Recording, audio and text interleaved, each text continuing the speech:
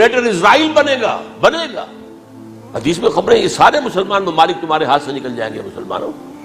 یہ عراق اور اردن اور یہ اور وہ، یہاں تک کہ ترکی، سعودی عرب کا بھی شمالی حصہ نکل جائے گا. البتہ مدینے کا جو ان کا پروگرام ہے اس کو اللہ نہیں پورا ہونے دے گا. مدینے میں داخلے کی ان کو اجازت نہیں ملے گی.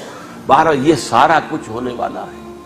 وہ وقت بھی آنے والا ہے کہ حضور کی ایک حدیث کے مطابق ایک شخص کے 1000 بیٹے ہوں گے تو 999 ختم ہو جائیں گے ایک بچے میں.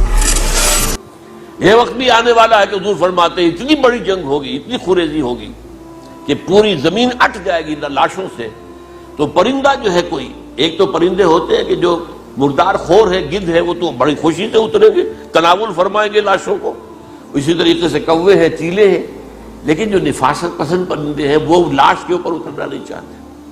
تو ایک پرندہ اڑتا چلا جائے گا، اسے کہیں زمین پر اترنے کی جگہ نہیں ملے گی، لاشیں ہی لاشیں ہوں گی. یہاں تک کہ وہ تھک ہار کر اس کے جو ہے پر جواب دے جائیں گے، گرے گا تو لاش پر گرے گا.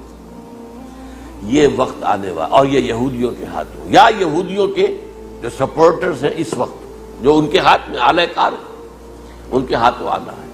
میرے نزدیک اس کام کے لیے اس ملعون قوم کو، کہ جو حضرت عیسیٰ کے زمانے سے ملعون ہو چکی ہے، اس کو باقی رکھا گیا ہے.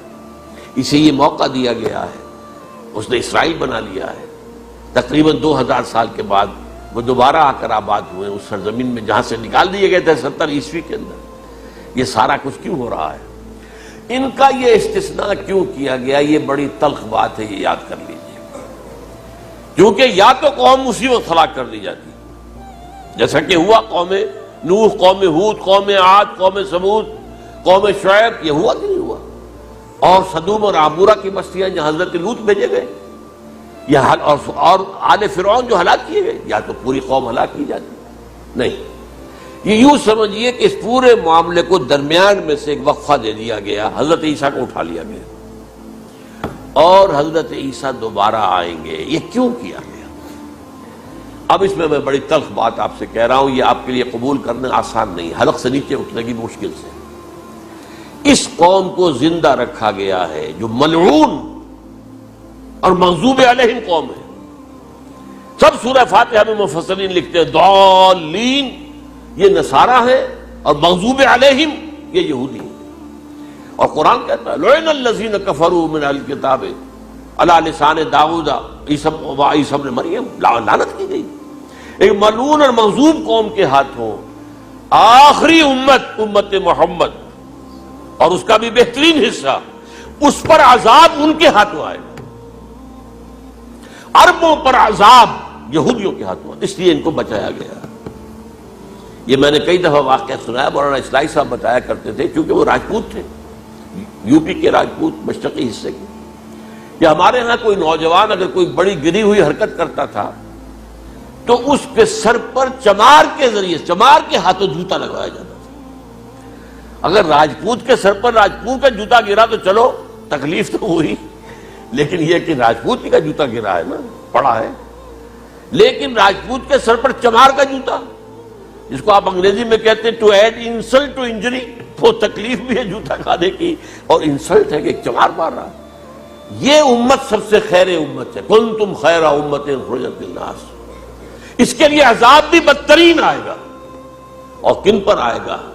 اس امت کا جو اصل نیوکلیس ہے عرب، جس کے بارے میں حضور کی حدیث موجود ہے ویل للعرب.